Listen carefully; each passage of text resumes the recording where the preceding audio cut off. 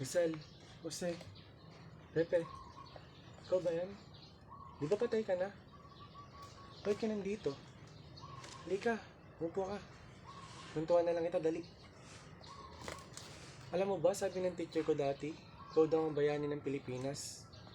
Ikaw ba yung nagsulat ng libro? Yung ano? Yung basta yung ano?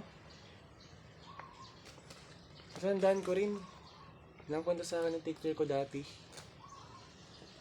Ay binalil ka raw sa bagong bayan. Dahil pinaglaban mo ang ating bansa. Totoo ba yan? Shish naman. Paano nila nagawa yun? Kawawa ka naman, Pepe. Ano bang naalala ko sa'yo? Sikat ka kasi lagi nun eh. May nag-aaral pa ako. Para kang crush ni Ma'am. Kasi kinikwento ka na sa amin lagi. Ayun. Ang sabi mo raw ng kabataan ay pag-asa ng bayan. Baka sabi-sabi niya lang yun. Sinabi mo ba talaga? Di nga. Nakikita ko nga yung mga klase ko. Ang gugulo. Di nga sila nakikinig pag ikaw yung pinag-uusapan. Paano mo nasabi yan?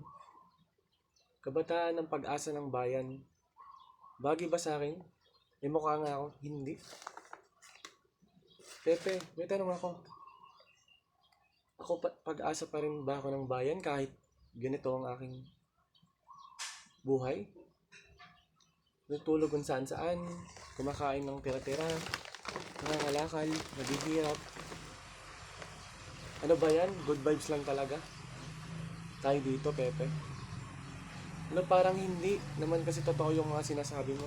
Siguro kung magsusumikap ako, hindi ko kakalimutan mga pangarap ko sa buhay. Hindi ako susuko, no? Kaya ko kaya, Pepe? Kaya ko naman siguro. Magtiwala ka sa akin ng pambansang lodi ng bayan. Basta yung pambansang bayani ng Pilipinas. Ibig sabihin, kaya ko. Nga pala, Pepe. Ba't hindi ka nagsasalita? Gutom ka na siguro, no?